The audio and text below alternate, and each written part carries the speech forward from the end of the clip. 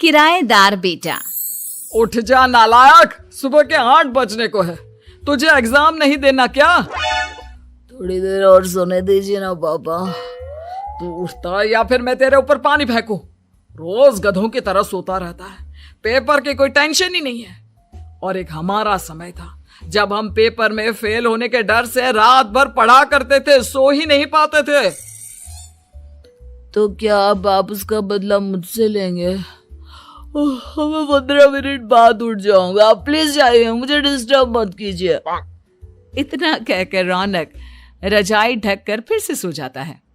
तू वैसे नहीं मानेगा, रुक मैं अभी पानी लेकर आता हूं। बस फिर क्या था, इतना कहकर वो भागते हुए बाथरूम में जाते हैं और पानी की एक बड़ी सी बाल्टी लाकर रौनक के ऊपर फेंक देते हैं। पानी पड़ते ही रौनक झट से उठ जाता है। ये आपने क्या किया पापा? अब तो उठेगा नहीं तो यही करना पड़ेगा ना। वैसे थैंक्स डैड, आपके कारण ना अब मुझे नहाने की भी जरूरत नहीं पड़ेगी। चलिए अब आप माँ से बोलकर मेरे कपड़े निकलवा दीजिए, तब तक मैं ब्रश कर लेता हूँ। वैसे कल ना आप एक काम और करना, नहलाने के साथ साथ मुझे ब्रश भी करवा देना। ये ब्रश करने में ना मुझे बहुत आलस आता है।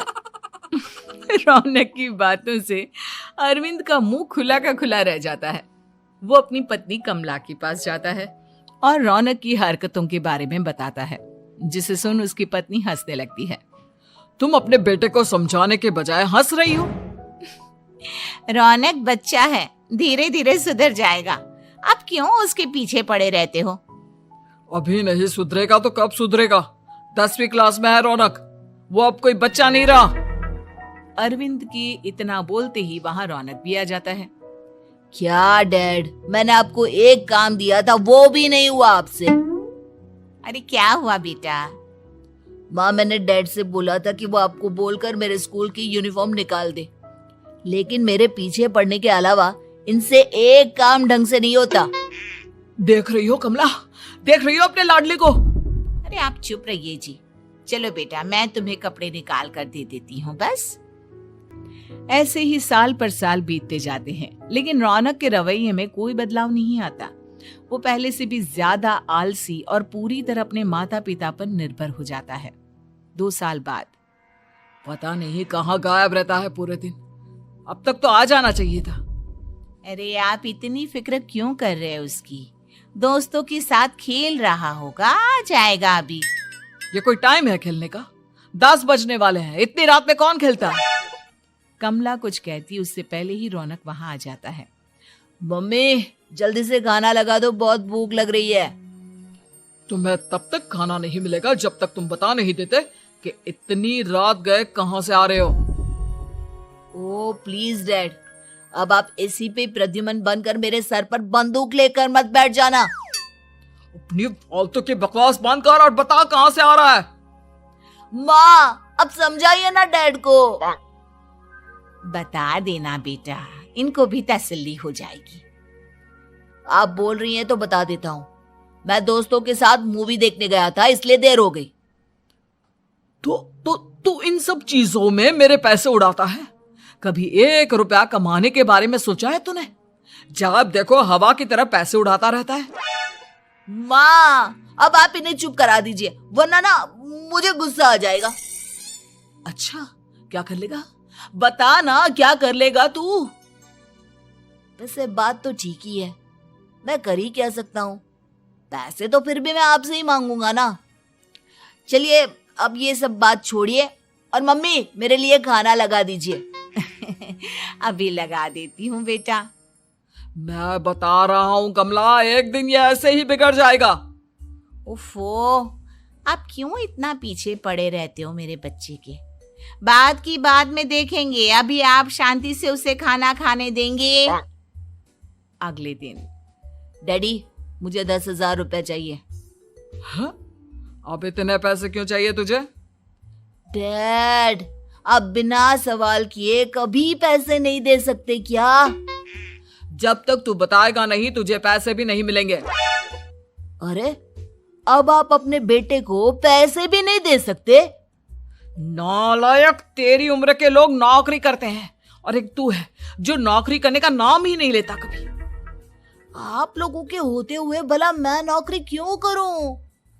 अरे हम कब तक पैसे देंगे तुझे? तुझे भी तो अपने पैरों पर खड़ा होना होगा ना। कौन सा उधार के पैरों पर खड़ा हूं? अपने ही तो पैरों पर खड़ा हूं मैं। इसी तरह रौनक दिन प्रतिदिन लापरवाह होता जाता है। उसकी लापरवाही को देखते हुए अरविंद और कमला अपने बेटे की शादी कराने का फैसला लेते हैं और 1 महीने के अंदर अंदर ही रौनक की शादी मेघा नाम की लड़की से करा देते हैं। शादी के कुछ दिन बाद, रौनक, मुझे एक अच्छी सी साड़ी चाहिए, आप ला दोगी ना? हाँ, क्यों नहीं। कितने तक की आती है साड़ी? यही करीब 5,000 तक की। तुम चिंता मत करो, मैं आज ही डैडी से पैसे मांगकर तुम्हारे लिए साड़ी ले आऊंगा। आप कब तक ऐसे ही अपने पापा से पैसे मांगते रहेंगी? कोई अच्छी सी नौकरी क्यों नहीं कर लेते आप? अरे डैड के होते हुए मुझे नौकरी करने की जरूरत ही क्या है? पर आप ऐसे कब तक उनसे पैसे मांगते रहेंगे? कुछ आपको अपने दम पर भी तो करना होगा ना। अब तुम भी बाकी लोगों की तरह मुझे ज्ञान देना शुरू मत कर देना। साड़ी चाहिए ना तुम्हें, मिल जाएगी बस। इतना कहकर रौनक अपने पिता से पैसे मांगने चला जाता है। डैडी, मुझे 5,000 रुपया चाहिए। अब 5,000 क्यों चाहिए तुझे? वो मेघा को साड़ी चाहिए थी। अरविंद आगे बिना कुछ कहे चुपचाप उसे पैसे निकाल कर दे देता है। कुछ दिन बाद, तुम्हें नहीं लगता कमला, रौनक हम पर पहले से भी ज्यादा डिपेंड हो गया है? मुझे तो अब उसके भविष्य की चिंता होने लगी है। कल को हमें कुछ हो गया तो वो क्या करेगा? काश तुमने पहले ये सोच लिया होता तो आज हमारा बेटा इतना लापरवाह नहीं होता। तब मुझे कहाँ पता था कि मेरा लाड प्यार उसे इतना बिगाड़ देगा कि वो इस हद तक लापरवाह बन जाएगा। कोई बात नहीं, अभी भी देर नहीं हुई। मुझे पता है उसे कैसे सुधारा जा सकता है। कैसे? अरविंद कुछ कहता उससे पहले रौनक वहां आ जाता है और पैसों के लिए हाथ फैलाने लगता है। डैड, मैं और मेघा बाहर घूमने जाना चाहते हैं। अरे वाह, ये आज सूरज कहाँ से निकला है? Dad please. अच्छा चलो अब मुद्दे की बात करो। मुझे अब 25,000 चाहिए। अब तुम्हें 1 रुपया भी नहीं मिलने वाला। अगर तुम्हें पैसों की इतनी ही जरूरत है तो कोई ढंग की नौकरी कर लो। मम्मी, आप कुछ कहिए ना डैड को। बेटा, वो गलत क्या बोल रहे हैं? ये सब हम तेरे भले के लिए ही तो कर रहे हैं। मम्मा, मैंने बताया ना आपको, मुझे नहीं करनी कोई जॉब वॉब। तो ठीक है, निकल जाओ हमारे घर से। तुम्हारे जैसे लोगों के लिए मैंने ये घर खड़ा नहीं किया है। जितना ये घर आपका है ना, उतना ही मेरा भी है। मैं कहीं नहीं जाने वाला।